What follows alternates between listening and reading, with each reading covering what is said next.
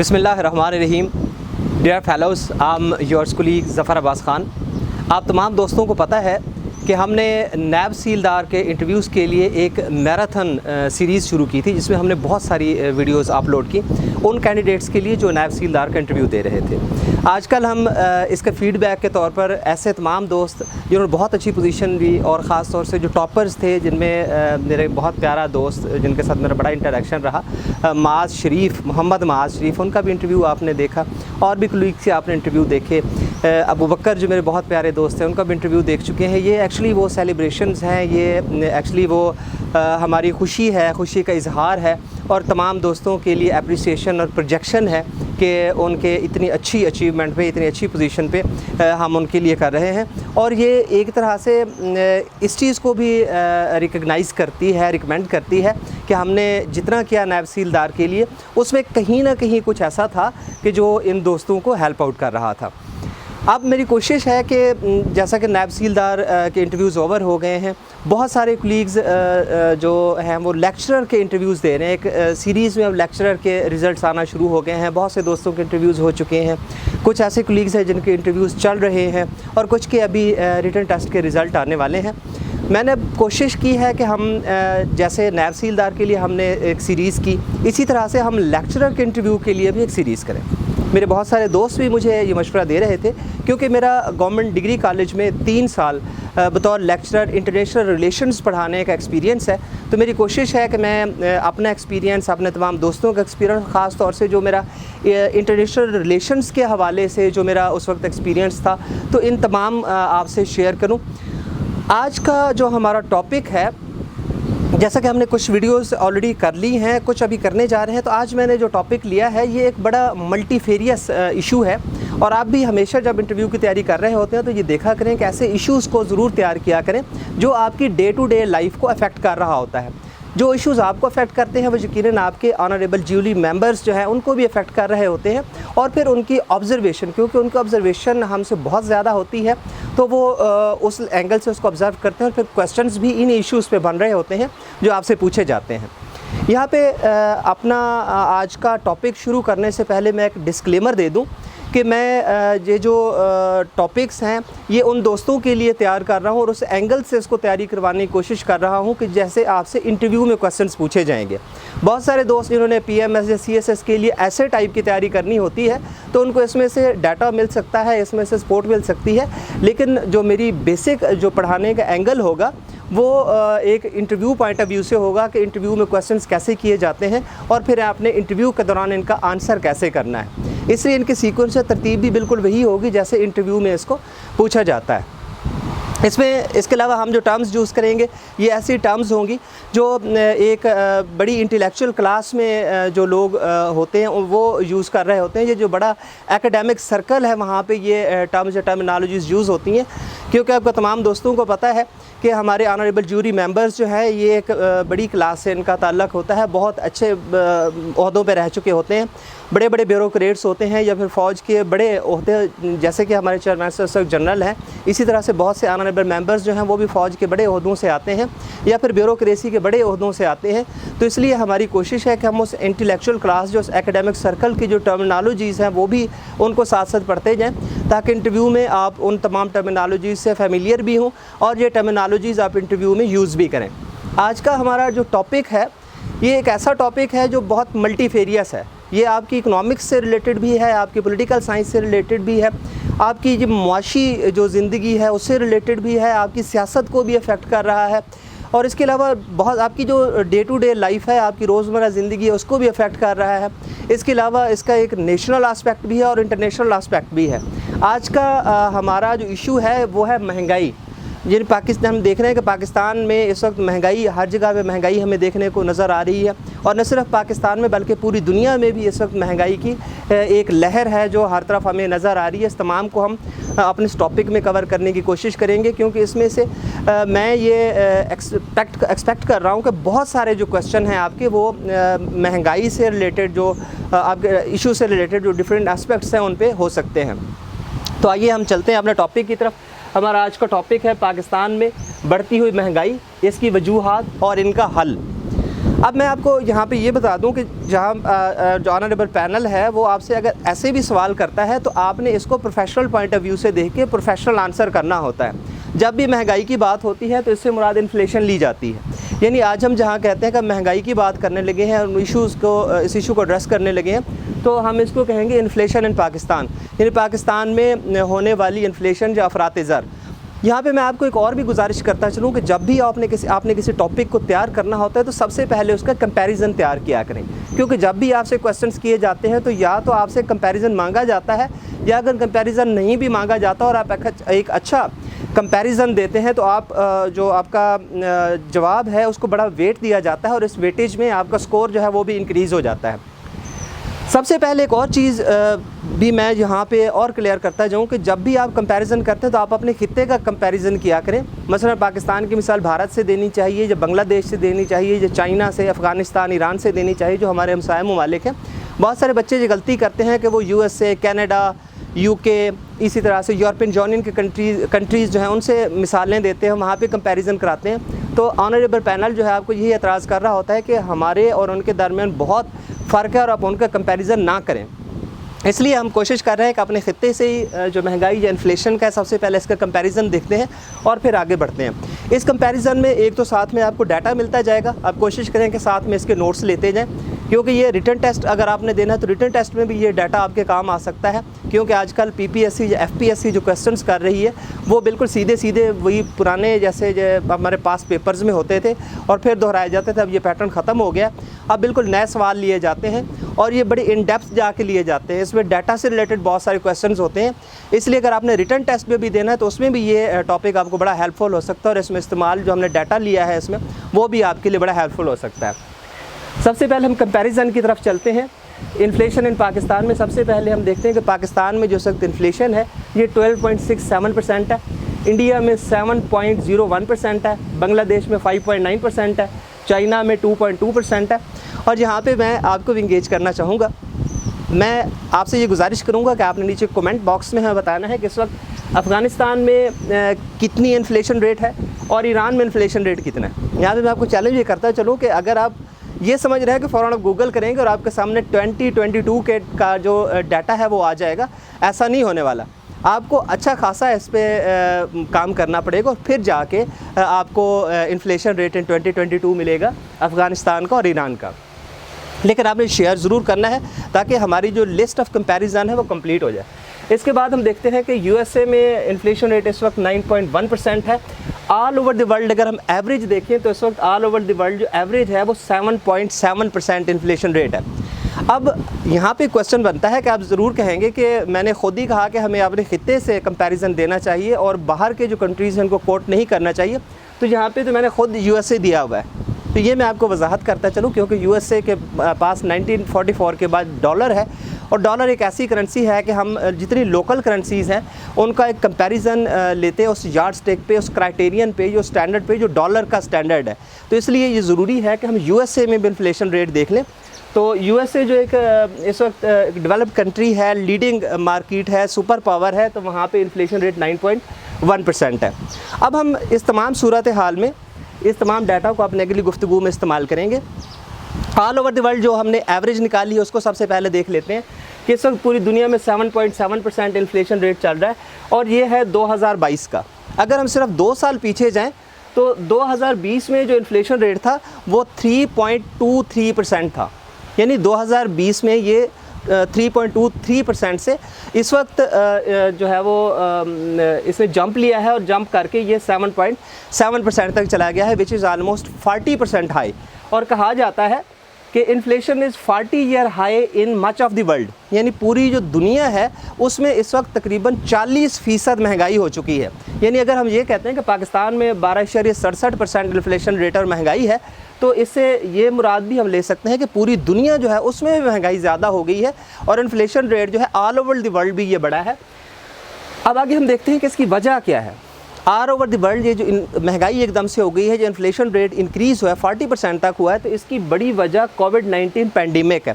आपसे ये सवाल ऑनरेबल पैनल ज़रूर पूछ सकता है कि इंटरनेशनल प्रोस्पेक्टस में अगर हमारा इन्फ्लेशन रेट पाकिस्तान का बड़ा है और पूरी दुनिया की महंगाई ने अगर हमारे यहाँ जो कीमतें थी उनको अगर अफेक्ट किया है तो इसकी बड़ी वजह क्या है, तो आपका आंसर एक ही होना चाहिए, कोविड-19 पैंडेमिक।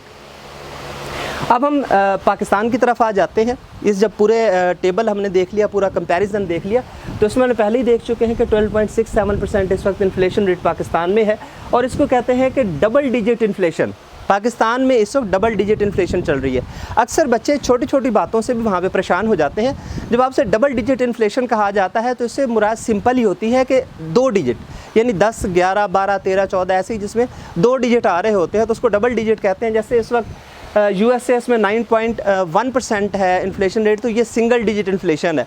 आप इसमें ये भी चीज़ जहन में रखिए कि आपने 9.1 कहा तो ये पॉइंट के लेफ़्ट साइड पे हमने डिजिट देखने होते हैं। अब ऐसा नहीं है कि आप समझें कि ये डबल डिजिट है, ये सिंगल डिजिट है, क्योंकि ये 9 है फिर 0.1% जो हम इसको कंसीडर नहीं कर रहे। हम ये कहेंगे कि इस वक्त अमेरिका में सिंगल डिजिट इन्फ्लेशन है और पाकिस्तान में इस वक्त डबल डिजिट इन्फ्लेशन चल रही है। अब डबल डिजिट इन्फ्लेशन जब भी होती है तो उससे मुराद होता है कि उस कंट्री के, उस मुल्क के लोग बहुत ज़्यादा महंगाई की वजह से परेशान हैं और महंगाई बहुत ज़्यादा वहाँ पे उस मुल्क को अफेक्ट कर रही है। तो इस वक्त पाकिस्तान में भी लोग बहुत ज़्यादा डबल डिजिट इन्फ्लेशन की वजह से परेशान हैं और पाकिस्तान के रहने वाले लोगों की ज़िंदगियाँ जो हैं इस वजह से बहुत ज़्यादा मुतासर हो रही हैं। अब हम जब ये तमाम कंपैरिजन हमने देख लिया, और ये कंपैरिजन अभी हम इसको छोड़ने वाले नहीं हैं, आगे की तमाम जो गुफ्तगू होगी उसमें हम कंपैरिजन इसको, इस टेबल को यूज़ करते रहेंगे, इस डाटा को इस्तेमाल करते रहेंगे। अब हम आते हैं इन्फ्लेशन की डेफिनेशन की तरफ के सबसे पहले तो आपको डेफिनेशन का पता होना चाहिए। सबसे पहले आपको क्लियर होना चाहिए कि कंसेप्ट ऑफ द इन्फ्लेशन क्या है। इन्फ्लेशन को उर्दू में अफरात ज़र कहते हैं और इसकी जो तारीफ़ है वो है general increase in the prices of the goods and services in economy.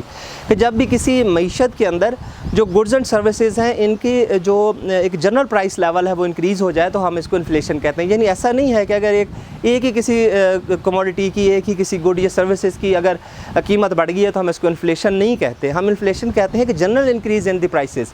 और जनरल इंक्रीज़ क्या है कि हर किस्म की जो चीज़ें हैं उनकी जो कीमतें हैं बढ़ रही हूँ। फिर मैं यहाँ पे ये भी क्लियर कर दूँ, गुड्स ऐसी चीज़ें होती हैं जो टचेबल होती हैं और सर्विसेज ऐसी होती हैं जो टचेबल नहीं होती हैं। जैसे आप गाड़ी ख़रीदते हैं, आप बाइक ख़रीदते हैं, जैसे कि आप कोई अच्छा कलम ख़रीदते हैं, कोई ऐसी चीज़ जिनको टच कर सकते हैं तो ये गुड्स होंगी।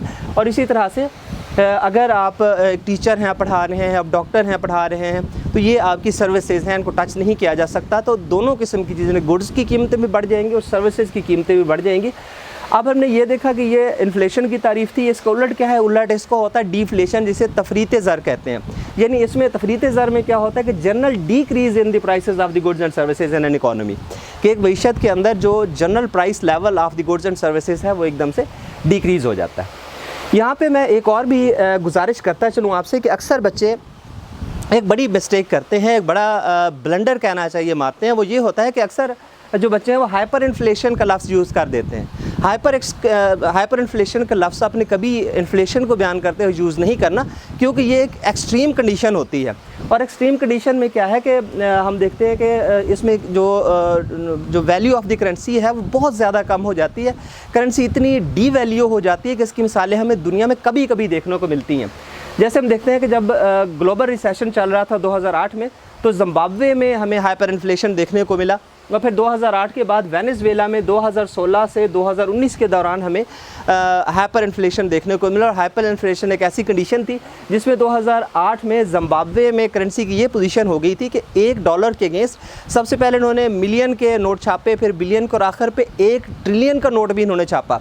जब $1 ट्रिलियन का नोट ये देते थे तो इसके अगेंस्ट जो करेंसी एक्सचेंज रेट था, वह करेंसी एक्सचेंज रेट इतनी हद तक गिर गया था कि $1 ट्रिलियन का नोट दे के इनको $1 मिलता था। तो आप देख सकते हैं कि कितनी एक एक्सट्रीम कंडीशन होती है जिसमें हम हाइपर इन्फ्लेशन का लफ्ज़ यूज़ करते हैं। तो आपने हाइपर इन्फ्लेशन जो है ये लफ्ज़ यूज़ नहीं करना है। अब हमने ये देख लिया कि डेफिनेशन का हमें पता चल गया, कॉन्सेप्ट का हमें पता चल गया कि इन्फ्लेशन दरअसल होता क्या है, इसके लिए डिफ्लेशन होता है। अब हम ये देखते हैं कि हम मैयर कैसे करते हैं। हमें पता है कैसे चलता है कि पाकिस्तान में इस वक्त 12.67% इन्फ्लेशन रेट चल रहा है, इंडिया में 7.01% इन्फ्लेशन रेट चल रहा है, बांग्लादेश में 5.9% इन्फ्लेशन रेट चल रहा है। हमें पता है कैसे लगेगा। इसके लिए बहुत सारे इंडेक्सेस यूज़ होते हैं। इन बहुत सारे इंडेक्सेस जो यूज़ होते हैं उनमें 2 इंडेक्स ज़्यादा इस्तेमाल किए जाते हैं। इनमें एक को होलसेल प्राइस इंडेक्स कहते हैं और दूसरे को CPI कहते हैं या कंज्यूमर प्राइस इंडेक्स कहते हैं। अब इसको हम समझने की कोशिश करते हैं कि उसको मैयर करने का तरीका क्या होता है। सबसे पहले तमाम दोस्तों को पता है कि मैन्युफैक्चरिंग होती है, चीज़ें बनाई जाती हैं। अब जैसे ही चीज़ें बन जाती हैं तो ये मार्केट में आ जाती हैं। यहाँ पे बहुत सारे होलसेल डीलर्स होते हैं, इन होलसेल डीलर्स के पास ये चीज़ें आती हैं और फिर यहाँ से जो रिटेलर है, रिटेलर के पास चीज़ आती है और फिर रिटेलर आगे इसको बेचता है कंज्यूमर को। आखिर पे जो यूज़ होती है, जो एंड यूज़र है इसका, ये इसका बनाने वाला था और जो कंज्यूमर है ये एंड यूज़र है इसका। तो एंड यूज़र तक आने तक यहाँ पे जो है हम देखते हैं कि बहुत सारी इसमें तब्दीलियाँ आ जाती हैं। अगर हम प्राइसेस को यहीं पे ही माप लें कि ये होलसेल प्राइस इंडेक्स में हम देखें कि होलसेल में कितनी कीमतें थी और इसी से हम बेस ईयर से हम देखें कि आज के साल में इसकी कीमतें कितनी बढ़ गई और करेंसी कितनी डिवैल्यू हो गई है, तो इस पे हम देखते हैं कि प्रॉब्लम ये है कि बाद में हुकूमत बहुत सारे टैक्सेस लगा देती है। ये डायरेक्ट और इनडायरेक्ट टैक्सेस जैसे GST है, बाकी टैक्सेस हैं, जब इसमें शामिल होते हैं तो कंज्यूमर के पास आते हुए ये चीज़ और महंगी हो चुकी होती है। इसलिए जो सबसे ज़्यादा इस्तेमाल होने वाला इंडेक्स है इसको हम CPI या कंज्यूमर प्राइस इंडेक्स कहते हैं। आज हम यहाँ पे कंज्यूमर प्राइस इंडेक्स को ही समझ लेते हैं। यहाँ पे मैं आपको ये भी अर्ज़ करता चलूँ कि जब नायब सीलदार और तहसीलदार के इंटरव्यू हो रहे थे तो ऑनरेबल पैनल ने बहुत सारे क्वेश्चन किए थे CPI से रिलेटेड। इसलिए ये बड़ी एक इम्पॉर्टेंट टर्म है और उसको समझने की, आपको अच्छी तरह समझने की ज़रूरत है। CPI में सबसे पहले हम देखते हैं कि दो किस्म के CPI होते हैं, एक को रूरल CPI कहते हैं, दूसरे को अर्बन CPI कहते हैं। सिंपल सी बात है कि जो शहरी इलाकों में रहने वाले लोग हैं, जो कंज्यूमर हैं, उनकी इंडेक्स देखा जाता है और फिर जो देहात के रहने वाले लोग होते हैं उनका दोनों का इंडेक्स अलग से देख के फिर इनकी एवरेज बना ली जाती है। लेकिन जहाँ पे सिर्फ कंसेप्ट इसको देख लें कि रूरल CPI भी होता है और अर्बन CPI भी होता है, असल में हम जो समझ रहे हैं कंसेप्ट को वो हमारा CPI है। CPI से मुराद होता है कंज्यूमर प्राइस इंडेक्स। अब कंज्यूमर प्राइस इंडेक्स को मापने का तरीका क्या है? कंज्यूमर प्राइस इंडेक्स बेसिकली है क्या? कंज्यूमर प्राइस इंडेक्स को अगर आप आसान लफ्ज़ों में समझना चाहते हैं तो ये size of the consumer market basket है। यानी ऐसे कह लें कि कंज्यूमर है, उसके पास एक बास्केट है। अब एक बेस ईयर में जब वो गया था तो उस बास्केट में जितनी कमोडिटीज़ आती थी, जितनी चीज़ें उसने ख़रीद की, जितनी चीज़ें हम ख़रीद करते हैं, मैं आपको यहाँ पे ये बता दूँ कि इसको कास्ट ऑफ लिविंग कहते हैं। कास्ट ऑफ लिविंग क्या है कि आप ज़िंदा इंसान हैं, माशरे का हिस्सा हैं, ज़िंदा रहने के लिए बहुत सारी अशिया की आपको ज़रूरत है, अपनी जो ज़िंदगी है इसको बरकरार रखने के लिए बहुत सी अशिया की ज़रूरत है, इसी को कास्ट ऑफ लिविंग कहते हैं। तो कास्ट ऑफ लिविंग के लिहाज से जो चीज़ें उसको चाहिए थी उसने इनको ख़रीदा और एक बास्केट में रखा, उसका एक साइज़ था। अब हम देखते हैं कि उस बेस ईयर के बाद अगर सेम बास्केट हो और वो बंदा मार्केट में जाता है या कंज्यूमर मार्केट में जाता है, तब उसका बास्केट का साइज़ क्या है। अगर उसका साइज़ कंज्यूमर जो मार्केट बास्केट है वो छोटी हो गई है, साइज़ कम हो गया है, तो इट मीन्स कि वहाँ पे इन्फ्लेशन हो गई है। लेकिन अगर वो साइज़ बड़ा हो गया है तो वहाँ पे डिफ्लेशन हो रही है, करेंसी जो है वो ज़्यादा चीज़ें ख़रीद सकती है। इसको हम परचेजिंग पावर भी कह सकते हैं। यानी आपने ज़्यादा लंबे उस चीज़ों पे जाके एक्सप्लेन करने की कोशिश नहीं करनी, बहुत शॉर्ट और बहुत कंसाइज प्रिसाइज रहना है। सिंपल कहना है कि sir CPI is the size of the consumer market basket. और फिर अगर वो कहते हैं कि इससे मुराद क्या है, तो इससे मुराद है परचेजिंग पावर। हमने ये देखना है कि परचेजिंग पावर जो कंज्यूमर की है वो इससे कम हुई है, ज़्यादा हुई है।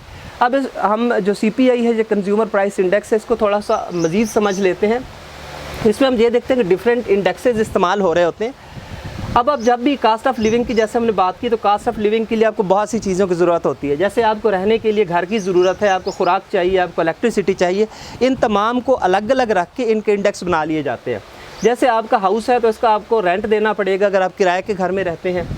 अगर आप किराए के घर पे नहीं भी रहते, अपना घर है, तो फिर भी जो रेंट है वो उसमें लिया जाता है कि उसका अगर आप किराए पे दे देते तो कितना रेंट होता, क्योंकि ये इकोनॉमिक्स इस पॉइंट ऑफ व्यू से चीज़ों को देखती है। अब रेंट है, इसी तरह से इलेक्ट्रिसिटी है। सबसे बड़ा चंक जो आपकी फूड बास्केट का होता है, ये आपका देखें, ये आपका फूड है। आपको सबसे ज़्यादा जो पैसे खर्च करने पड़ते हैं, आपकी करेंसी सबसे ज़्यादा जहाँ इस्तेमाल होती है फूड है, तो इस इंडेक्स को 40% गिना जाता है। यानी अब मैं मिसाल दे रहा हूँ कि अगर आप फूड की बात करेंगे तो हमारे इंडेक्स में ये 40% होगा। इसी तरह से हम इलेक्ट्रिसिटी के लिए एक परसेंटेज दे देते हैं, हम रेंट के लिए परसेंटेज दे देते हैं। बाकी जैसे आपका पेट्रोलियम की मसनूआत हैं, आपकी एनर्जी है, आपका गैस है, ये तमाम इंडेक्सेस निकाल लिए जाते हैं और फिर इन इंडेक्सेस की एक एवरेज निकाली जाती है। और इसी एवरेज को, यानी तमाम चीज़ों की अलग अलग एवरेज इंडेक्स निकाल के, इन इंडेक्सेस की फिर एवरेज निकाल के उसका फिर CPI बनाया जाता है। CPI क्या होगा कि बेस इंडेक्स वैल्यू। अब बेस इंडेक्स वैल्यू क्या है कि तमाम की हमने एवरेज निकाली तो हमारे पास बेस इंडेक्स वैल्यू निकल आई। अब यहाँ पे मैं बड़ी एक मज़ेदार बात बताऊँ कि जब भी हम महंगाई की बात करते हैं कि 2022 में इतनी महंगाई है, तो आपने किसी साल को बेस ईयर गिना होता है। यानी जब वो CPI जब से हम इस्तेमाल करना शुरू किया हमने, या कंज्यूमर प्राइस इंडेक्स हमने इस्तेमाल करना शुरू किया, तो उस ईयर को बेस ईयर कहते हैं। उसी बेस ईयर से कीमतों का मुवाजना किया जा रहा होता है, और वही बेस ईयर आपका क्राइटेरियन होता है, आपका बेसिक पैरामीटर होता है, आपका जो बेसिक स्टैंडर्ड है वही साल होता है।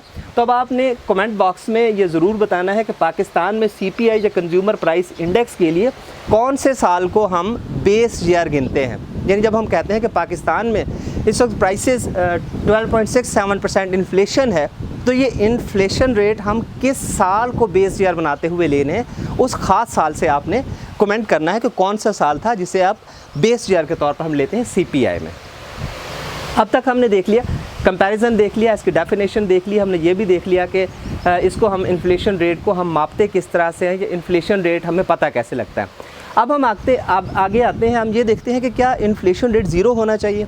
अक्सर लोगों को यही जहन में आता है कि इन्फ्लेशन बिल्कुल भी नहीं होनी चाहिए, अगर इन्फ्लेशन होगी तो इससे तो महंगाई हो जाएगी, तो इन्फ्लेशन होनी ही नहीं चाहिए। लेकिन ये बहुत दुरुस्त नहीं है, एक ऑप्टिमम लेवल है जो डेवलप्ड कंट्रीज़ हैं, और ये लेवल जो है बहुत दफ़ा ऑनरेबल जो ज्यूरी मेंबर्स हैं इन्होंने मुख्तलिफ इंटरव्यूज़ में पूछे भी हैं कि इन्फ्लेशन के लिए ऑप्टिमम लेवल क्या होता है। ऑप्टिमम लेवल डेवलप्ड कंट्रीज़ के लिए 2% है, यानी डेवलप्ड कंट्रीज़ कहती हैं कि 2% वहाँ पे इन्फ्लेशन ज़रूर होना चाहिए ताकि कीमतें स्टेबल रहें, सरमायाकारी जो है वो एक ख़ास लेवल तक रहे, जो सप्लाई चेन है वो भी डिस्टर्ब ना हो, और जो फिर सर्कल ऑफ द इकॉनमी है पूरा ये सर्कल अच्छी तरह से ये चलता रहे और इकानमी भी ग्रो करती रहे।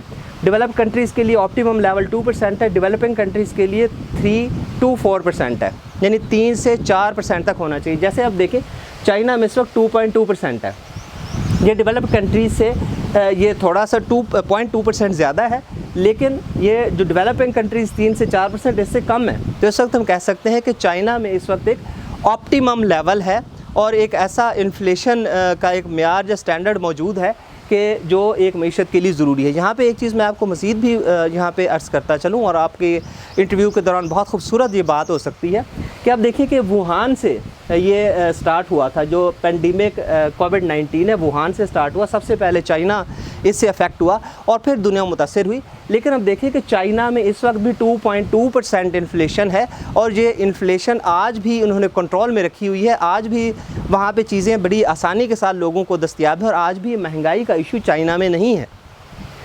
यहाँ पे मज़ीद अब आगे चलते हैं, हमने ये देख लिया कि ऑप्टिमम लेवल क्या है, ये भी देख लिया मैयर कैसे करते हैं, डेफिनेशन कैसे होती है इसकी। अब मज़ीद इसके टाइप्स पे आते हैं, और इन्हीं टाइप्स में ही आपको पता लग जाएगा कि पाकिस्तान में इस वक्त जो महंगाई है उसकी वजूहात क्या है और उनका हल क्या है। इसकी 4 बेसिक टाइप्स होती हैं इन्फ्लेशन की। इसमें एक जो पहली इसकी किस्म है उसको डिमांड पुल इन्फ्लेशन कहते हैं, दूसरी को कास्ट पुश इन्फ्लेशन कहते हैं, तीसरी जो किस्म है इसको वेज पुश इन्फ्लेशन कहते हैं, और चौथी किस्म जो है इसको करेंसी डिवैल्यूएशन कहते हैं। अब यहाँ से हमारा जो टॉपिक था पाकिस्तान में बढ़ती हुई महंगाई और इसका हल, वो यहाँ से स्टार्ट हो जाएगा। हम इसके डिफरेंट टाइप्स को डिस्कस करते जाएंगे, आपको टाइप्स का भी पता लगता जाएगा, और साथ में आपको जो बेसिक सब प्रॉब्लम्स हैं पाकिस्तान में इन्फ्लेशन के हवाले से वो भी पता लगते जाएंगे, और साथ में इसके हल भी आपको पता लग जाएगा। सबसे पहले इनमें हम एक तरतीब से देखते हैं कि हमारे यहाँ वेज पुश इन्फ्लेशन ये होता है कि बहुत ज़्यादा लोगों को मुलाजमतें मिल जाएँ, बहुत ज़्यादा लोगों को नौकरियां मिल जाए, और फिर इनको बड़ी बड़ी तनख्वाहें मिल रही हों, तो साफ ज़ाहिर है उनके पास जितनी रकम ज़्यादा होगी वो जाके मार्केट में ख़र्च करेंगे। और इकनॉमिक्स का ये एक बेसिक लॉ है कि जब आपके पास रकम ज़्यादा होगी, ख़र्च ज़्यादा कर रहे होंगे, तो फिर उससे एग्रीगेट डिमांड भी बढ़ेगी, और एग्रीगेट डिमांड इंक्रीज़ होने की वजह से प्राइसेस जो हैं वो भी हाई हो जाएंगी। लेकिन पाकिस्तान में ये चीज़ नहीं है। यहाँ पे तो पहले ही ऑलरेडी हमारे यहाँ बेरोज़गारी है, हमारे यहाँ तनख्वाहें बहुत कम होती हैं, वेजेस जो हैं वो कम हैं, तो इस वजह से हम देखते हैं कि हमारे यहाँ वेज पुश इन्फ्लेशन जो है ये नहीं है। वेजेस की वजह से लोगों के पास कोई एक्स्ट्रा पैसे नहीं आ रहे हैं कि जो जाके खर्च करें, और इस वजह से महंगाई है, इसलिए हम वेज पुश इन्फ्लेशन को छोड़ देते हैं। और फिर हम इसके बाद आते हैं डिमांड पुल इन्फ्लेशन की तरफ। अब डिमांड पुल इन्फ्लेशन क्या होता है? डिमांड पुल ये होती है कि एग्रीगेट डिमांड जो आपकी है वो अगर किसी वजह से बढ़ जाती है, तो इस वजह से भी चीज़ें अशिया की जो कीमतें हैं वो बहुत ज़्यादा बढ़ जाएंगी, क्योंकि ये इकनॉमिक्स का लॉ है कि जिस चीज़ की डिमांड बढ़ेगी तो उसकी कीमत भी बढ़ जाएगी, क्योंकि quantity of demand is a function of price के। जैसे ही प्राइस उस चीज़ की डिमांड बढ़ेगी तो फिर प्राइस भी ऑलरेडी जो है वो इंक्रीज़ हो जाएगी इससे। लेकिन हम देखते हैं कि पाकिस्तान में जब ये सूरत हाल है तो इसमें थोड़ा सा इसमें तज़ाद पाया जाता है, और मैं ज़ाती तौर पर जो demand pull inflation in Pakistan है इससे एग्री नहीं करता। लेकिन इसके दो आस्पेक्ट्स ज़रूर हैं, हम दोनों आस्पेक्ट्स को देख सकते हैं। डिमांड पुल इन्फ्लेशन में जब हम पॉपुलेशन की बात करते हैं तो उसके लिए जो टर्म यूज़ की जाती है इसको पॉपुलेशन बॉम्ब कहते हैं। जैसा होता है कि बॉम्ब जब फटता है तो बहुत ज़्यादा इसकी वजह से तबाही होती है, प्रॉब्लम्स आते हैं, ऐसे ही पॉपुलेशन बॉम्ब भी एक टर्म यूज़ की गई कि पॉपुलेशन एकदम से इंक्रीज़ हुई तो वहाँ पे एग्रीगेट डिमांड बहुत ज़्यादा इंक्रीज़ हो गई और फिर कीमतें जो है वो भी आसमान को छूने लग जाती हैं। अब हम देखते हैं कि पाकिस्तान में 2.53% से इस वक्त जो आपकी पॉपुलेशन है वो बढ़ रही है। 2017 में जब पॉपुलेशन सेंसस हुआ, 2017 के पॉपुलेशन सेंसस में ये 213 मिलियन आबादी थी हमारी पाकिस्तान की। फिर 2020 सिर्फ 3 सालों में 220 मिलियन हो गई और इस वक्त जब हम 2022 में हैं तो 2022 में ये आबादी पाकिस्तान की 224 मिलियन हो चुकी है। तो इस तरह से 2.53 के रेशो से बढ़ती हुई आबादी, इसको भी हम पॉपुलेशन बॉम्ब कह सकते हैं। और हम कह सकते हैं कि हमारे यहाँ भी एग्रीगेट डिमांड बहुत ज़्यादा बढ़ रही है, तो फिर एग्रीगेट डिमांड के बढ़ने की वजह से ही ये ऐसा है कि हम 12.67% तक आ गए। लेकिन एक और चीज़ जो मैं यहाँ पे आपसे डिस्कस करना चाहूँगा, और अगर आप ऑनरेबल मेंबर्स और ज्यूरी मेंबर्स के साथ ये डिस्कस करते हैं तो ये आपको बहुत वेटेज दे सकती है, आपकी बात को वेटेज दे सकती है और आपके स्कोर को बहुत अच्छा बना सकती है। ये बात है गिनी कोफिशिएंट। अब गिनी कोफिशिएंट क्या होता है? गिनी कोफिशिएंट बेसिकली आपकी इनकम एंड वेल्थ इनइक्वालिटी को देखती है। आपकी जो सोसाइटी है उसमें वेल्थ और इनकम जो है क्या वो इक्वल है या नहीं है। पाकिस्तान में हम देखते हैं तो यहाँ पे गिनी कोफिशिएंट जो है वो बहुत लो है। अब यहाँ पे बहुत ज़्यादा इनकम डिफरेंस है। एक ऐसी क्लास है जिनके पास बहुत ज़्यादा दौलत है, जबकि दूसरी जो क्लास है वो ऐसी हम कह सकते हैं कि वो ऐसी एक ब्रैकेट में है, ऐसी पुअर लाइफ ब्रैकेट अगर हम कहें तो ऐसी पुअर लाइफ ब्रैकेट में है कि वो चीज़ें ख़रीदने की उनकी पोजीशन ही नहीं है। जैसे अब देखें कि इस वक्त पाकिस्तान में अगर हम पावर्टी रेट देख लें तो इस वक्त पाकिस्तान में पावर्टी रेट 35.7% है। यानी 35.7% ऐसे लोग हैं जिनकी रोज़ाना की इनकम 3.20 यानी $3.20 पर डे है। अब देखें कि एक इंसान, एक ऐसा कंज्यूमर जिसकी आमदनी $3.20 पर डे है तो कितनी चीज़ें ख़रीद सकता है। इसी तरह हम देखते हैं कि 35.7% लोग जो हैं 3.20 पर डे इनकी $1 पर डे इनकी इनकम है, तो दूसरी तरफ 5% ऐसे लोग हैं जो एक्सट्रीम पावर्टी ब्रैकेट में हैं। अब एक्सट्रीम पावर्टी ब्रैकेट ऐसी होती है कि ये लोग यहाँ तक कि इनके रहने के लिए इनके पास घर नहीं है, इनके पास खाने के लिए रोटी नहीं है, इनके पास अब दूसरी चीज़ें ख़रीदने की तो कैपेसिटी ही नहीं है। इस तरह हमने गिनी कोफिशिएंट को यहाँ पे मद्देनज़र रखा, देखा कि डिफरेंट जो है परचेजिंग पावर ब्रैकेट्स हैं और इन ब्रैकेट्स में 35% जो लोग हैं ये पावर्टी लाइन से नीचे हैं और फिर 5% तो एक्सट्रीम पावर्टी लाइन से नीचे हैं। इसके अलावा हम ये भी देखते हैं कि चाइना में अगर हम देखें कि अगर एग्रीगेट डिमांड, अगर हमने ये समझा कि पॉपुलेशन बॉम्ब की वजह से इस वक्त पॉपुलेशन इंक्रीज़ ज़्यादा होने की वजह से या आबादी की वजह से पाकिस्तान में ये इशू आ रहा है इन्फ्लेशन का, तो इस वक्त देखते हैं कि चीन तो दुनिया की सबसे जो बड़ी आबादी है वो चाइना में है। अब चाइना को देखो तो ये 2.2% बिल्कुल ऑप्टिमम लेवल पे है, यहाँ पे इन्फ्लेशन नहीं है। तो यहाँ पे हम रद्द कर देते हैं कि देखिए चीन में तो ये आबादी के साथ नहीं बढ़ा। इसी तरह हम देखते हैं कि भारत की आबादी बहुत ज़्यादा है, पाकिस्तान से बहुत ज़्यादा आबादी भारत के पास है, लेकिन अब भारत का जो इंडिया का हम इन्फ्लेशन रेट देखें तो 7.01% है। तो अब इंडिया तो इस वजह से अफेक्ट नहीं हो रहा, पॉपुलेशन बॉम्ब की वजह से अब इंडिया में अगर अफेक्ट नहीं होता तो ये है कि पाकिस्तान भी इससे अफेक्ट नहीं होना चाहिए। इसी तरह बांग्लादेश को हम देखें तो बांग्लादेश और भी कम इन्फ्लेशन रेट है, 5.9% इस वक्त बांग्लादेश में जो है वो इन्फ्लेशन रेट चल रहा है। तो हम इसको भी, जैसा कि हमने कहा था कि वेज पुश इन्फ्लेशन जो है इसको हम रद्द कर देते हैं कि नहीं, इस वजह से ये पॉपुलेशन, इस वजह से इन्फ्लेशन रेट नहीं बढ़ रहा। तो इसी तरह से हम डिमांड पुल इन्फ्लेशन को भी छोड़ देते हैं। हमने ये पूरा अच्छी तरह से डिस्कस किया। हमने डिमांड पुल इन्फ्लेशन, जो पॉपुलेशन बॉम्ब की वजह से जो इन्फ्लेशन रेट बढ़ा, इसको भी हम रद्द कर देते हैं और फिर आगे बढ़ते हैं। अब तीसरे नंबर पे आए तो हमारे यहाँ करेंसी डिवैल्यूएशन, ये जो है करेंसी डिवैल्यूएशन ये है कि कोई भी गवर्नमेंट विलिंगली अपनी करेंसी को डिवैल्यू कर देती है डॉलर के मुकाबले में। जब भी डिवैल्यूएशन की बात होती है तब ये देखें कि आपके पास कुछ स्टैंडर्ड करेंसीज़ हैं, जैसे आपके पास गोल्ड है, जैसे आपके पास डॉलर है। तो 1944 के बाद डॉलर को एक पैरामीटर क्राइटेरिया या स्टैंडर्ड के तौर पर गिना जाता है और इसके मुकाबले में जो एक्सचेंज रेट ये है कि अगर आप $1 देते हैं तो आपको कितने रुपए मिलते हैं। जैसे इस वक्त पाकिस्तान में कोई 240 के करीब अगर आपके पास रुपए हों तो आप $1 ख़रीद सकते हैं और एक्सचेंज रेट जो है वो इतना इसमें डिफरेंस आ गया है। तो करेंसी डिवैल्यूएशन यही है कि आपकी जो करेंसी है इसको गवर्नमेंट जानबूझ कर डिवैल्यू कर देती है। इसकी एक बड़ी वजह ये होती है कि जब आप करेंसी डिवैल्यू करते हैं तो आपकी जो इंपोर्ट्स हैं इनकी डिमांड बहुत ज़्यादा बढ़ जाती है, सॉरी आपकी जो एक्सपोर्ट है उनकी डिमांड बहुत ज़्यादा बढ़ जाती है। यानी आप जितनी अशिया पैदा कर रहे हैं ये अशिया जब बाहर के मुल्कों में जाती हैं तो इनकी डिमांड बहुत ज़्यादा हो जाती है, क्योंकि एक्सचेंज रेट कम होता है। वो थोड़े से वहाँ पे अपनी रकम खर्च करके बहुत सारी अशिया ख़रीद सकते हैं, तो आपकी जो एक्सपोर्ट्स हैं इनकी डिमांड बढ़ती है। लेकिन पाकिस्तान में थोड़ा सा प्रॉब्लम उल्टा। अब हम इस सूरत हाल को समझने की कोशिश करते हैं। हमने करेंसी तो डीवैल्यू कर दी, लेकिन करेंसी डीवैल्यू करने के बावजूद हमारी जो एक्सपोर्ट है उनमें इंक्रीज़ नहीं आया है। इसलिए कहा जाता है कि जो करेंसी डिवैल्यूएशन है it's the mother of all the mistakes. यानी इस वक्त हमने जो देखते हैं कि इतना ज़्यादा राइज़ है, डबल डिजिट इन्फ्लेशन है, 12.67% तक हमारा इन्फ्लेशन रेट चल रहा है। तो इसमें जो बड़ी बड़ी हमने मिस्टेक्स की हैं तो उसमें जो है ना हम कहते हैं कि करेंसी डिवैल्यूएशन जो है mother of all the mistakes है। ये एक ऐसा मिस्टेक है जो हम ना करते तो इस वक्त हम इतना ज़्यादा इन्फ्लेशन रेट हमें इस वक्त हमारे सामने ना होता। अब हम इसकी थोड़ी सी हिस्ट्री देख लेते हैं करेंसी डिवैल्यूएशन की। तो करेंसी डिवैल्यूएशन सबसे पहले पाकिस्तान में हमने 1956 में की। ये एक्चुअली जो पोस्ट कोरियन वार इरा था उसमें ये तमाम चीज़ें होना शुरू हुई। सबसे पहले जो इसका स्टार्ट हुआ 1956 से हुआ, और फिर एक लिस्ट है जो हम करेंसी डिवैल्यू करते गए तो डिफरेंट ईयर्स में इसकी डिवैल्यूएशन हिस्ट्री है। तो फिर मैं आपको यहाँ पे इंगेज करना पसंद करूँगा कि आपने नीचे कमेंट बॉक्स में हमें बताना है कि पाकिस्तान ने एक्चुअली कब कब अपनी करेंसी को डीवैल्यू किया है। आप यकीन कीजिए आपका फ़ीडबैक बहुत कीमती होगा। एक तो इससे आपका नॉलेज जो है वो रिफ़्रेश होगा, और दूसरा जो आपके दोस्त जो कलीग्स जो आपको हमें देख रहे हैं साथ साथ वो भी अपनी लिस्ट प्रिपेयर कर लेंगे और आपके सामने एक बहुत खूबसूरत डाटा आ जाएगा जो आपके रिटन टेस्ट में भी आपको सपोर्ट करेगा और साथ में आपको इंटरव्यू भी बहुत अच्छा बनाने में आपकी हेल्प करेगा।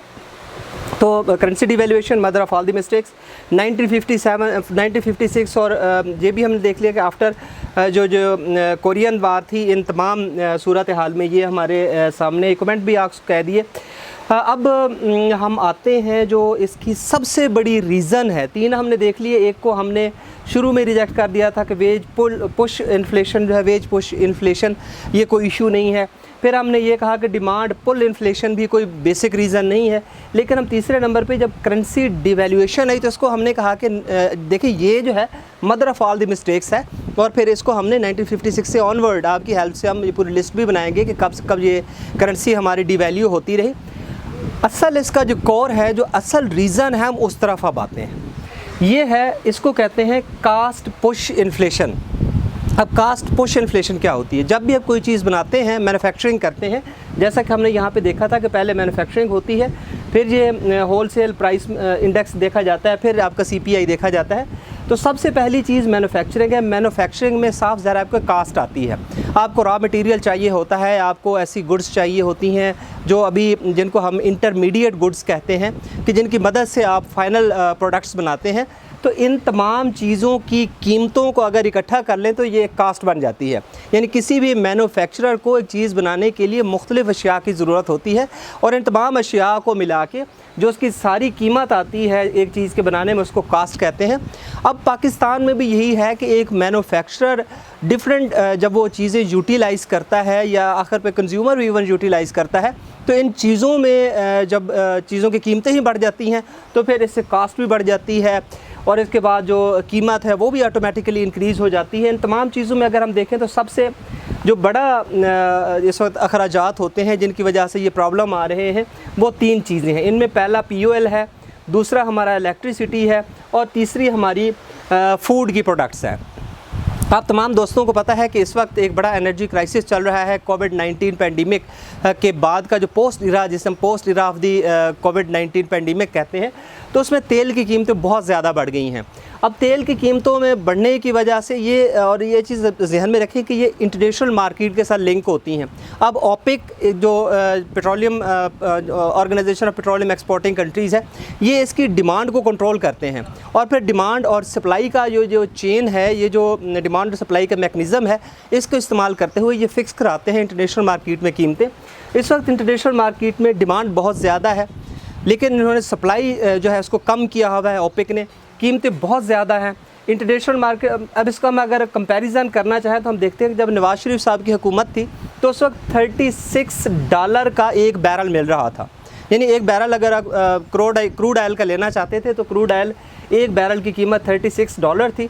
लेकिन इस वक्त अगर हम आज अगर ये कंपैरिजन लेना चाहें तो इस वक्त एक बैरल अगर आप क्रूड ऑयल लेना चाहते हैं तो इसकी कीमतें $91.16 हो चुकी हैं। यानी एक बैरल की इस वक्त कीमत जो है बहुत ज़्यादा इन्हांस हो गई है और ये देखें $36 से ये बढ़ के $91.16 हो गई है। अब जब पेट्रोल इतना महंगा मिलेगा, डीज़ल इतना महंगा मिलेगा, हालांकि कह सकते हैं 4 इसकी बेसिक जो डिफरेंट इसकी काइंड्स हैं क्रूड ऑयल के बाद, तो उन चारों की कीमतों में ही इजाफा हो गया है। तो इस इजाफा की वजह से कीमतें जो हैं बहुत ज़्यादा इनमें, इनकी जो कास्ट है, कास्ट पुश इन्फ्लेशन जो है बहुत ज़्यादा इस वजह से हुई है। अब जो दूसरी, एक तो हमने ये देख लिया कि पेट्रोलियम की कीमतें बहुत ज़्यादा बढ़ गई, हमने कंपैरिजन भी एक इसका देख लिया, और फिर इसके बाद आलमी तनाज़र में भी इसको देखा है। चीज़ और जहन में रखिए कि इन पे 3 किस्म के एक्चुअली जो टैक्सेस हैं वो भी गवर्नमेंट ऑफ पाकिस्तान लगाती है, जिनमें एक GST है, दूसरा पेट्रोलियम डेवलपमेंट लेवी है, तीसरा इसमें कस्टम ड्यूटी है, और फिर इसके बाद इसको बतौर रेवेन्यू भी लिया जाता है। यानी आपको पता है कि पहले ज़मीनों से आमदनी जो हासिल होती थी, जो रेंट होता था उसमें गवर्नमेंट का हिस्सा होता था, फिर गवर्नमेंट डिफरेंट टैक्सेस लगाती थी ज़मीनों पे। लेकिन अब ये चीज़ें इतनी ज़्यादा कारआमद नहीं रही हैं सॉरी। अब जो है, अब इसमें हम क्या देखते हैं कि इनके लिए बड़ा आसान है गवर्नमेंट के लिए कि पेट्रोलियम, क्योंकि उसको बहुत ज़्यादा अब पेट्रोल इस्तेमाल हो रहा था, डीज़ल इस्तेमाल हो रहा था, तो डायरेक्टली इसी पे टैक्स लगा के बहुत सारा रेवेन्यू गवर्नमेंट जनरेट कर सकती है। जो पिछली गवर्नमेंट थी उसने बहुत ज़्यादा सेक्रीफाइस किया, पेट्रोलियम डेवलपमेंट लेवी नहीं लगाई, GST नहीं लगाई, कस्टम ड्यूटी इतनी नहीं ली जा रही थी। लेकिन अब जो है अंडर IMF, हम IMF को बाद में डिस्कस करने लगे हैं, तो अंडर IMF अब पेट्रोलियम डेवलपमेंट लेवी जो है वो भी लगा दी गई है। तो पेट्रोलियम डेवलपमेंट लेवी के लगाने की वजह से इंटरनेशनल मार्केट प्राइस के अलावा भी हमें बहुत कुछ अब पेट्रोलियम पे और पेट्रोलियम प्रोडक्ट्स पे देना पड़ रहा है, इसलिए कास्ट पुश इन्फ्लेशन है और कीमतें बढ़ती जा रही हैं। दूसरी चीज़ जो है, इसको इलेक्ट्रिसिटी, जो बिजली है, एनर्जी का एक बड़ा सोर्स है। अब एनर्जी जो है हमारे यहाँ बहुत महंगी है, बिजली बहुत महंगी है, ख़ास तौर से 1994 में आप तमाम दोस्तों को पता है कि थर्मल प्रोडक्शन स्टार्ट हुई। गवर्नमेंट ने जो है प्राइवेट जो इसके कॉन्ट्रैक्टर्स थे उनको शामिल किया और इन लोगों ने मैन्युफैक्चरिंग करके बना के बिजली जो है गवर्नमेंट को बेचना शुरू की। इसके बाद जो CPEC के तहत मुआहदे हुए, इनमें भी बिजली बहुत ज़्यादा महंगी रही। इन दोनों को अगर हम एक ही तनाजुर में रख के देखना चाहें तो जितने भी जो कॉन्ट्रैक्ट्स हुए हैं ये प्रो इन्वेस्टर हैं। यानी इन प्रो इन्वेस्टर से मुराद होता है कि ये सिर्फ इन्वेस्टर के हक़ में जो इन्वेस्ट करता है। सारे मुआहदे ही ऐसे बनाए गए हैं, MOUs ही ऐसे साइन किए गए हैं। MOUs से मुराद होता है मेमोरेंडम ऑफ अंडरस्टैंडिंग। तो मेमोरेंडम ऑफ अंडरस्टैंडिंग जो साइन किए गए हैं वो इन्वेस्टर के हक़ में हैं। और इसके बाद क्या है कि ये फॉल्टी कॉन्ट्रैक्ट्स हैं। फॉल्टी कॉन्ट्रैक्ट्स क्या है कि इनमें बहुत सारे फॉल्ट्स हैं जो डिफरेंट स्पेशलिस्ट जो है वो बड़ी दफ़ा उन्होंने इस चीज़ को पॉइंट आउट किया है, इस चीज़ को डायग्नोज़ किया है। और तीसरी चीज़ इसमें जो कैपेसिटी चार्जेस इशू है, ये बहुत बड़ा इशू है। कैपेसिटी चार्जेस इशू को आप समझ लें। कैपेसिटी चार्जेस इशू ये होते हैं कि अगर आपने 1000 मेगावाट बिजली आपको चाहिए तो आपका जो कॉन्ट्रैक्ट होगा उस पर जो इन्वेस्टर है वो इन्वेस्टर आपको 1000 मेगावाट बिजली बना देगा। अब 1000 मेगावाट आपका सिस्टम कैरी कर सकता है नहीं कर सकता है, ये आपका इशू है। और अक्सर होता यही है कि 1000 मेगावाट बिजली तो बन गई, हमने 1000 मेगावाट बिजली के हमने पेमेंट भी कर दी, लेकिन 1000 मेगावाट हमारा सिस्टम कैरी नहीं कर सकता। बड़ी दफ़ा हमारा सिस्टम ट्रिप कर जाता है, बड़ी दफ़ा लैंड लॉसेस हो जाते हैं और आखिर तक जब बिजली जाती है तो 1000 मेगावाट बिजली नहीं जाती। लेकिन हमने पेमेंट जो करनी है वो पेमेंट हमने 1000 मेगावाट की इन्वेस्टर को दे देनी। इसीलिए कहा जाता है कि ये प्रो इन्वेस्टर और फॉल्टी कॉन्ट्रैक्ट्स हैं और इसी को कैपेसिटी चार्जेस कहते हैं। यानी हमने अगर बिजली 300 मेगावाट भी इस्तेमाल की है तो हम पेमेंट 1000 मेगावाट की करेंगे। इस तरह से ये तमाम जो थर्मल बिजली का जो प्रोसेस है थर्मल के ज़रिए बनाई जा रही है। इसमें जो IPPs हैं, जो दूसरी कंपनियां हैं जो बना रही हैं ये बिजली, तो ये सारा प्रोसेस जो है, इस प्रोसेस में बिजली महंगी हो रही है। इसमें बड़ा रोल जो बाद में हम इसको अलग से डिस्कस करेंगे वो IPPs का है। Independent power producers. अब इंडिपेंडेंट पावर प्रोड्यूसर्स का कंसेप्ट जो है ये 1994 में आया और 1994 के बाद सी पैक के तहत भी जो डिफरेंट MOUs हुए उसमें भी इंडिपेंडेंट पावर प्रोड्यूसर्स का एक रोल है। और बेसिकली हम इसको अगर वाइंड अप करें तो उसमें ये देखेंगे कि ये प्रो इन्वेस्टर फॉल्टी कॉन्ट्रैक्ट्स हैं और इसमें कैपेसिटी चार्जेस बहुत ज़्यादा है, जिस वजह से बिजली महंगी हो गई है। अब देखिए कि POL महंगा हो गया है, इसमें डिफरेंट टैक्सेस भी अब लग गए, बिजली भी महंगी हो गई। दोनों चीज़ों की वजह से क्या हुई कि कास्ट ऑफ जो मैन्युफैक्चरिंग है वो बहुत ज़्यादा बढ़ गई। और कास्ट ऑफ मैन्युफैक्चरिंग जब भी बढ़ती है तो इसको हम कास्ट पुश इन्फ्लेशन कहते हैं। दो बड़े इशू हमने देख लिए, एक हमने POL का देख लिया, एक हमने बिजली का देख लिया। तीसरे पे आते हैं तो तीसरा फूड है। इस वक्त जो हम बेसिक जो हमारा इशू है, जो बहुत बड़ा इशू है, जिसे मॉन्स्टर कहना चाहिए, एक देव की तरह हमारी मईशत को खाता जा रहा है कि हम एग्रीकल्चर कंट्री के तौर पर जाने जाते हैं। हमारी मईशत का जो बड़ा चंक है वो ज़राअत से मुतल्लिक़ है, लेकिन हमारी बदकिस्मती ये है कि हम गंदम इंपोर्ट कर रहे हैं, चीनी इंपोर्ट कर रहे हैं, एडिबल ऑयल इंपोर्ट कर रहे हैं, पल्सेस इंपोर्ट कर रहे हैं, और ये बहुत गलत है। अब देखिए कि हम एग्रीकल्चर कंट्री हैं, लेकिन एग्रीकल्चर होने के बावजूद हमारी गंदम बाहर से आती है, चीनी बाहर से आती है, एडिबल ऑयल बाहर से आते हैं, दालें या पल्सेस बाहर से आ रही हैं। और इसमें सबसे बड़ा इशू यह है कि इंटरनेशनल मार्केट में इनकी प्राइसेस बहुत हाई हैं। जैसे हम एडिबल ऑयल या फिर जिसे हम वेजिटेबल बनास्पति घी कहते हैं, जब ये बाहर से मंगवाते हैं तो हमारे लिए बहुत महंगा है। अब करना क्या? अब देखिए कि इंटरनेशनल मार्केट के महंगे रेट की वजह से इतनी ज़्यादा हमारा जो फॉरेन रिजर्व्स हैं इन पे खर्च हो रहे हैं, जो तमाम चीज़ें हम अपने यहाँ उगा सकते हैं। अब इसकी मिसाल ऐसे ली जा सकती है कि जैसे कॉटन है, कॉटन हमारे यहाँ बहुत ज़्यादा होती थी, हम कॉटन एक्सपोर्ट कंट्री थे, और आज क्या है कि आज हम इंपोर्ट करने पे आ गए हैं। हमने अच्छे बीज इस्तेमाल नहीं किए, हमने मॉडर्न टेक्नोलॉजी इस्तेमाल नहीं की है। इसी तरह से देखिए कि हमारा जो एडिबल ऑयल है, जो वेजिटेबल ऑयल है, इसके लिए हमारे यहाँ जो इन्वायरमेंट है, हमारे यहाँ जो क्लाइमेट है, उसमें सनफ्लावर बड़ी आसानी के साथ और बड़ी मिकदार में सनफ्लावर जो है ये ग्रो पैदा हो सकता है। इसके अलावा ओलिव ऑयल जो है, ओलिव के हमारे यहाँ बहुत ज़्यादा हमारा क्लाइमेट जो है इसको सूट करता है। यहाँ पे सनफ्लावर प्रोडक्शन होनी चाहिए, ओलिव प्रोडक्शन होनी चाहिए। और इस खुशी की बात यह है कि पाकिस्तान ने कदम उठा दिया है। ख़ास तौर से जो ओलिव पे है इस वक्त बहुत ज़्यादा ज़ोर दिया जा रहा है, और ओलिव प्रोड्यूसिंग कंट्रीज़ में पाकिस्तान बड़ी तेज़ी के साथ आगे जा रहा है। इसी तरह से हमें ज़रूरत है कि हम नए बीज लेकर आएँ, नई टेक्नोलॉजीज़ लेकर आएँ, जो हमारे हमसाया मुमालिक हैं इनके साथ हम शेयर करें। जो इनकी मॉडर्न टेक्नोलॉजी है ज़राअत की, हम वो मॉडर्न टेक्नोलॉजी पे डिफरेंट हमारे नेगोशिएशंस होनी चाहिए। वहाँ पे हमारे जो माहिरीन हैं उनका इंटरेक्शन वहाँ पे बढ़वाना चाहिए, वहाँ पे सेमिनार्स होने चाहिए, और डिफरेंट ऐसे फोरम्स पे हमारे एक्सपर्ट्स को और हमारे जो फार्मर है उसको अपॉर्चुनिटी देनी चाहिए कि इंटरेक्शन बढ़े, उनकी मालूमात में इजाफ़ा हो, और फिर ये जो मॉडर्न टेक्नोलॉजी है ये पाकिस्तान में लेके आई जाए। मॉडर्न बीज जो हैं, जदीद जो बीज बन रहे हैं वो लेके आ जाएँ, जदीद जो किस्में हैं, फॉर्म्स हैं, डिफरेंट टेक्नोलॉजी है ज़राअत से मुतल्लिक़ा, वो अगर पाकिस्तान में आए तो हमारा ये वाला इशू अगर हल हो जाता है, यानी हम गंदम में ख़ुद कफ़ील हो जाते हैं। चीनी के कभी हमारे ढेर लग जाते थे, आज हम चीनी इंपोर्ट करने पे आए हुए हैं। इसी तरह से अगर हम ऑयल में, पल्सेस में, इनमें ख़ुद कफ़ील हो जाते हैं तो हमारा, अब देखें कि जब हम इंडेक्स की बात कर रहे थे तो हमारा फूड इंडेक्स में 40% तो हमारा फूड इंडेक्स है, और कास्ट ऑफ लिविंग में अगर 40% ही आपका यहाँ पे है, और ये फूड को आप देख रहे हैं कि इसमें आपका 40% पे ये चीज़ जो है आप इसको बड़ी आसानी के साथ आपको इंपोर्ट करने की ज़रूरत नहीं होगी, फॉरेन रिज़र्व आपका बच जाएगा, और हम यहाँ पे इवन एक्सपोर्ट करने के काबिल हो जाएंगे, हमें बहुत सारे कीमती फॉरेन रिज़र्व हमें मिलेगा। इस तरह हम देखते हैं कि कास्ट पुश इन्फ्लेशन में जब हमने देखा, जिसमें POL पे हमने बात की, इसी तरह से इसमें हमने बिजली पे बात की। बिजली की प्रोडक्शन जो है इसके हल के लिए ज़रूरी है कि हमें बिजली की प्रोडक्शन ख़ास तौर से हाइडल पे जाना चाहिए। इसके अलावा हम कोशिश करनी चाहिए कि विंड एनर्जी का बड़ा स्कोप है हमारे, बड़ा लंबा साहिल है हमारे पास।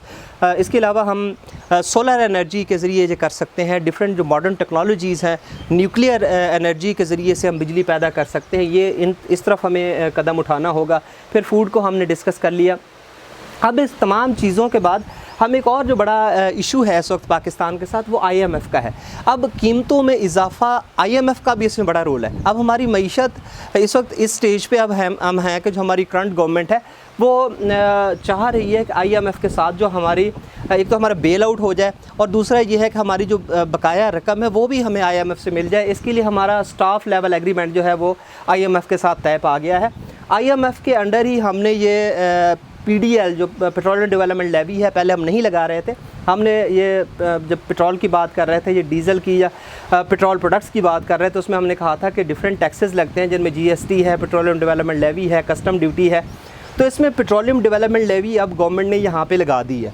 अब एक तो इंटरनेशनल मार्केट में पेट्रोलियम प्रोडक्ट्स की कीमतें ज़्यादा हैं, दूसरे यहाँ पे पेट्रोलियम डेवलपमेंट लेवी लग गया, तो इसकी कीमत और हाई हो गई है। इसके अलावा जो पावर टैरिफ हाइक है, ये भी IMF की वजह से। पावर टैरिफ हाइक में दो चीज़ें बहुत इंपॉर्टेंट है, एक बिजली कीमतें बहुत ज़्यादा बढ़ गई हैं कंज्यूमर के लिए, और दूसरा इसमें गैस की कीमतें कंज्यूमर के लिए बहुत ज़्यादा बढ़ गई हैं।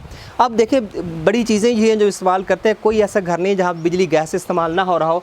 तो इस तरह पेट्रोलियम डेवलपमेंट लेवी के इंक्रीज़ होने की वजह से हमारे जो पेट्रोलियम प्रोडक्ट्स हैं इनकी कीमतें बढ़ गई हैं। दूसरी तरफ हमारे यहाँ पावर टैरिफ हाइक आया है, जिसकी वजह से बिजली गैस की कीमतें बढ़ गई हैं। तीसरी चीज़ जो IMF चाह रहा है वो टैक्स नेट ब्रॉडन करने की बात करता है, यानी ये कहता है, IMF कहता है कि जो टैक्स नेट है इसको और ज़्यादा बढ़ाया जाए। अब आवाम पे या कंज्यूमर पे जब ज़्यादा से ज़्यादा टैक्सेस लगते हैं तो क्या होता है कि इसकी परचेजिंग पावर कम हो जाती है।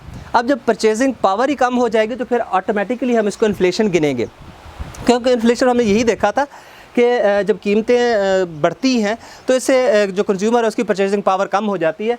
तो परचेजिंग पावर को अगर आप टैक्स लगा के कम कर दें तो फिर ही इस शक्ल को हम फिर भी इन्फ्लेशन कहेंगे। तीन चीज़ें IMF के अंडर हमने डिस्कस कर ली। हमने ये देख लिया कि स्टाफ लेवल एग्रीमेंट हो गया है, पेट्रोलियम डेवलपमेंट लेवी बढ़ गया है, पावर टैरिफ हाइक आ गया है, टैक्स नेट ब्रॉडन हो रहा है, जिसकी वजह से हम मज़ीद मुश्किलात का शिकार हो सकते हैं। अब अगली एक इम्पॉर्टेंट चीज़ जो है वो है पॉलिटिकल पॉपुलर डिसीजंस। हम जितने डिसीजंस ले रहे हैं ये पॉलिटिकल पॉपुलर डिसीजंस हैं और ये इकोनॉमिक एडवाइजेबल डिसीजंस नहीं हैं। ऐसे डिसीजंस नहीं ले रही गवर्नमेंट के जिनका मकसद इकोनॉमी को या मईशत को बूम देना हो या ग्रो करवाना हो। इसका मकसद सिर्फ ये है कि पॉलिटिकल एडवांटेजेस कितने ले सकते हैं, वेस्टेड इंटरेस्ट पे ज़्यादा काम हो रहा है, पर्सनल इंटरेस्ट पे ज़्यादा काम हो रहा है और इकोनॉमिक एडवाइजेबल डिसीजंस नहीं है। इसलिए गवर्नमेंट को चाहिए कि पॉलिटिकल पॉपुलर डिसीजंस मज़ीद लेना बंद कर दे। पाकिस्तान इस पोजीशन में नहीं है कि इतनी बड़ी महंगाई के बावजूद लोग सर्वाइव कर सकें। और दूसरा ये है कि ये जितने डिसीजंस हैं इकोनॉमिक एडवाइजेबल डिसीजंस होने चाहिए। इसके बाद ये तमाम सूरत हाल देखने के बाद हम आते हैं कि इंटरनेशनल कॉन्फ्लिक्ट्स जो हैं इनका भी पाकिस्तान में अफराते ज़ार या इन्फ्लेशन या महंगाई के लिहाज से बड़ा रोल है। अब देखें कि अब अगर ईरान का KSA के साथ या किंगडम ऑफ सऊदी अरेबिया के साथ इशू हो, या ईरान और इज़राइल का इशू बन जाए, या फिर KSA और यमन का इशू बन जाए, या अभी हम देख रहे हैं कि रशिया और यूक्रेन वार जो है, इन तमाम में इनडायरेक्टली पाकिस्तान बहुत ज़्यादा इन्फ्लुएंस होता है। ये एनर्जी रिच कंट्रीज़ हैं, यहाँ पे पेट्रोलियम प्रोडक्ट्स जो है बहुत ज़्यादा, यहाँ पे क्रूड ऑयल की प्रोडक्शन है। अब ईरान तेल बहुत ज़्यादा पैदा कर रहा है, किंगडम ऑफ सऊदी अरेबिया तेल पैदा कर रहा है, रशिया तेल पैदा कर रहा है। अब अगर ये कन्फ्लिक्ट आ जाता है तो यहाँ पे प्रोडक्शन तो हो रही होती है, लेकिन ये प्रोडक्शन बाहर नहीं जा रही होती, ये जंग की वजह से बाहर जाना महंगा हो जाता है। तो इस वजह से जो क्रूड ऑयल है इसकी कीमतें और ज़्यादा बढ़ जाती हैं और फिर इनडायरेक्टली दोनों तरह से ये इन्फ्लेशन क्रिएट करते हैं। अब इसके लिए जो मैकेनिज़्म यूज़ किया जाता है, सबसे बड़ा मैकेनिज़्म तो जैसे पहले मैंने आपको बताया, वो ये है कि हम बेसिक जो दो चीज़ें हैं उन पर हम काम कर सकते हैं।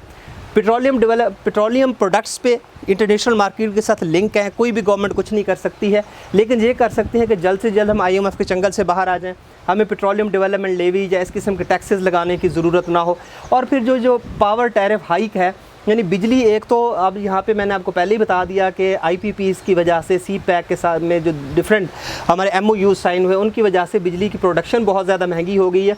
और दूसरी तरफ हमने इस पर टैक्सेस बहुत सारे लगा दिए हैं। तो इस तरह दोनों तरह से, एक तो प्रोडक्शन महंगी है, दूसरे इसमें टैक्स शामिल हो जाते हैं, तो पावर टैरिफ हाइक आ रहा है। तो हमें पावर टैरिफ हाइक को रोकना होगा, टैक्स नेट को आसान बनाना होगा, टैक्स को जो कलेक्शन है टैक्स की और इवन इसकी जो डायग्नोज करना है, असेसमेंट ऑफ द टैक्सेस को बहुत आसान बनाना होगा।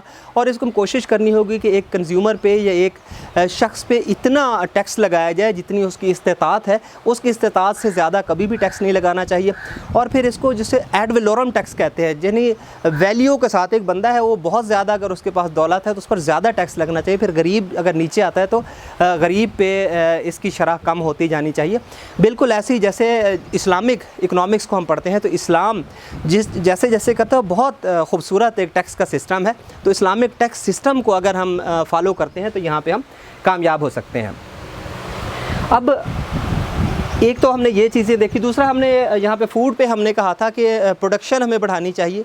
बेसिक इसका हल भी यही होता है कि आप प्रोडक्शन बढ़ा दें, मॉडर्न टेक्नोलॉजी को यूज़ करें, अच्छे बीज लेके आएँ, अच्छी जो टेक्निक्स हैं, स्ट्रेटजीज़ हैं वो लेके आएँ, तो इससे आपकी प्रोडक्शन ज़्यादा होगी। अगर हमारे यहाँ वीट की प्रोडक्शन अपनी हो जाती है, शुगर प्रोडक्शन हो जाती है, सनफ्लावर, ऑलिव ऑयल ये हम पैदा करना शुरू कर देते हैं, पल्सेस हमारी अपनी हो जाती हैं, हम एक्सपोर्ट करने लगते हैं, तो इसके टोटली एंटी हो जाएगा, बजाय इसके कि हम फॉरेन रिज़र्व खर्च करें, हमें फॉरेन रिज़र्व बाहर से मिलेगा।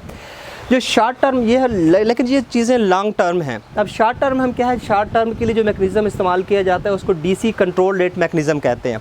अब इस पे क्या है कि एक ज़िला के अंदर डिप्टी कमिश्नर चीज़ों के रेट मुकर्रर करता है, फिर इन रेट को इम्प्लीमेंट करने के लिए PCMs या प्राइस कंट्रोल मजिस्ट्रेट हर ज़िला के अंदर मौजूद होते हैं। आप तमाम दोस्त जो अभी नायब तहसीलदार या तहसीलदार रिक्रूट हो चुके हैं, तो आप बाय डिफ़ॉल्ट आप प्राइस मजिस्ट्रेट होते हैं, लेकिन इसके अलावा भी डिफरेंट जो अलाइज डिपार्टमेंट होते हैं, इनमें 17, 18 और इससे ऊपर के जो ऑफिसर ऊपर के ग्रेड के जो ऑफिसर होते हैं, इनको गवर्नर के ऑर्डर्स के साथ प्राइस कंट्रोल मजिस्ट्रेट बनाया जाता है, और ये काम करते हैं under price control prevention of profiting and hoarding act 1977। अब इसमें मैं दोबारा आपको बता देता हूँ कि PCM जो प्राइस कंट्रोल मजिस्ट्रेट काम करते हैं under price control prevention of profiting and hoarding act 1977। अब ये प्राइस कंट्रोल मजिस्ट्रेट क्या करते हैं, ये करते हैं कि एक तो जो अशिया की कीमतें होती हैं इनको बाकायदा डिस्प्ले करवाते हैं, यानी हर दुकानदार को पाबंद किया जाता है कि DC रेट्स पे जो लिस्टें डिप्टी कमिश्नर के साइन के साथ बन के आती हैं उनको अपनी शॉप पे वो डिस्प्ले करेगा। और फिर दूसरा ये होता है कि उन कीमतों को जो मुकर्रर की गई कीमतें होती हैं उनको फिर इम्प्लीमेंट करवाना कि उसी के मुताबिक अशिया जो हैं वो बिक रही हूँ। इसके लिए डमी शॉपिंग कराई जाती है, मुख्तलिफ़ लोगों को भेज के, या जो ग्राहक अशिया ख़रीद के जा रहा होता है उनसे मालूम करके कि किस रेट पे दुकानदार ने बेचा है। अगर वो दुकानदार इसकी वायलेशन कर रहा है तो उस पर जुर्माने भी किए जाते हैं, उसको कैद की सज़ा भी सुनाई जाती है, उसकी प्रीमिसेस को, जो उसकी दुकान को सील भी कर दिया जाता है, और ये तमाम अख्तियारात PCMs को हासिल होते हैं। इन तमाम अख्तियारात को PCMs इस्तेमाल कर सकते हैं। इसके लिए जो बड़ा एक प्रॉब्लम आता है, जो अक्सर जो क्रिटिक्स हैं वो कहते हैं कि ठीक है जब DC कंट्रोल रेट पे अशिया बिकवा लेते हैं, ये कंट्रोल प्राइस पे बिक जाती हैं, लेकिन इसमें क्वालिटी ऑफ द गुड्स जो है ये बहुत अफेक्ट होती है, क्योंकि अक्सर दुकानदार फिर जो क्वालिटी गुड्स होती हैं सिर्फ आपने उन ग्राहकों को बेचते हैं जो उन्हें अच्छी कीमत देते हैं, और DC रेट पे कुछ दूसरी चीज़ें रखी होती हैं कि DC रेट पे बेच तो देते हैं लेकिन इनकी क्वालिटी अच्छी नहीं होती। अब गवर्नमेंट ऑफ पंजाब ने इसका भी हल निकाला है। इसके लिए पंजाब फूड अथॉरिटी है। अब एक तरफ तो PCMs हैं, प्राइस कंट्रोल मजिस्ट्रेट्स हैं, जो इस एक्ट के तहत जो मैंने आपको बता दिया है ये बाकायदा चेकिंग कर रहा था। तो दूसरी तरफ पंजाब फूड अथॉरिटी है। Punjab food authority quality of the goods को देखती है कि जो अशिया बेची जा रही है, मसलन दूध है, दही है, फल है, या इस किस्म की और जो लोग अशिया इस्तेमाल करते हैं, कंज्यूमर जो उनकी रोज़मर्रा ज़िंदगी में इस्तेमाल होने वाली चीज़ें, उसकी क्वालिटी को चेक करने के लिए पंजाब फूड अथॉरिटी है। और पंजाब फूड अथॉरिटी भी जुर्माने भी कर सकती है, कैद भी हो सकती है, और प्रीमिसेस भी सील की जा सकती हैं। इसके अलावा जो इसी एक्ट के तहत, इसका पूरा नाम देखें तो price control prevention of profiting and hoarding act 1977। इसमें होर्डिंग का जो एक तो प्रॉफिटिंग को हमने डिस्कस कर लिया कि नाजायज़ मुनाफाखोरी अगर हम कहें तो नाजायज़ मुनाफाखोरी जो है ये प्राइस कंट्रोल मजिस्ट्रेट नहीं करने देता। इसमें जो दूसरी चीज़ है इसको होर्डिंग कहते हैं। अब होर्डिंग को अगर हम इसका उर्दू इसके मीनिंग्स देखें तो इसको ज़ख़ीरा अंदोज़ी कहते हैं। अब ये दोनों काम देखें कि ज़ख़ीरा अंदोज़ी हो जाएगी, होर्डिंग हो जाएगी, तो कम चीज़ें दस्तयाब होंगी मार्केट में, तो इस वजह से भी कीमतें बढ़ जाएंगी। अब प्राइस कंट्रोल मजिस्ट्रेट एक तरफ क्या करता है कि प्रॉफिटिंग नहीं करने देता, नाजायज़ मुनाफाखोरी नहीं करने देता, दूसरी तरफ ज़ख़ीरा अंदोज़ी जो होर्डिंग को भी रोकता है, और होर्डिंग के लिए जो सज़ाएँ हैं मज़ीद सख्त हैं। अब तीन चीज़ें हो गई कि इन्होंने प्रॉफिटिंग को भी रोक दिया, होर्डिंग को भी रोक दिया। जो क्वालिटी ऑफ द गुड्स है इसको इंश्योर करने के लिए पंजाब फूड अथॉरिटी मौजूद है जो क्वालिटी को भी इंश्योर करती है। और इस तरह जो शॉर्ट टर्म पे कोशिश होती है गवर्नमेंट की कि ये जो इन्फ्लेशन रेट है इसके हिसाब से जो महंगाई है, इन तमाम चीज़ों जो डबल डिजिट इन्फ्लेशन की वजह से प्रॉब्लम्स आ रहे हैं, लोगों की ज़िंदगी मुतासर हो रही है, तो इस जो इफ़ेक्ट है इसको कम से कम किया जाए और लोगों को एक अच्छी ज़िंदगी गुजारने के काबिल बनाया जाए। हम इसको अगर रिवाइज़ कर लें तो हमने सबसे पहले इन्फ्लेशन जो है इसका कंपैरिजन देखा। कंपैरिजन के बाद हमने डबल डिजिट इन्फ्लेशन की बात की पाकिस्तान में कि लोग बहुत ज़्यादा परेशान हैं। फिर हमने इन्फ्लेशन की तारीफ़ की और इस पर तारीफ़ बयान की कि इन्फ्लेशन दरअसल है क्या। साथ में हमने डिफ्लेशन को भी देखा और इसमें हमने हाइपर इन्फ्लेशन को भी देखा कि आपने लफ्ज़ हाइपर इन्फ्लेशन इस्तेमाल नहीं करना।